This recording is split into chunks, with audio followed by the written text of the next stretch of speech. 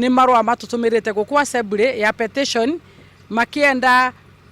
kunyitirirwa ni undu kwina report yumite mwena wa executive ni kubatie kumomorwa koguo turenda kuthi kwaranĩria na executive na MCAs na ahũri a biashara nigetha twethe ndawa nigetha o mundu atetheke. To ni twarahirwo petition ni tondu andu akutu cia Rugongo makienda kuingatwo makienda kumomorerwo structures ciao kuria marutagira biashara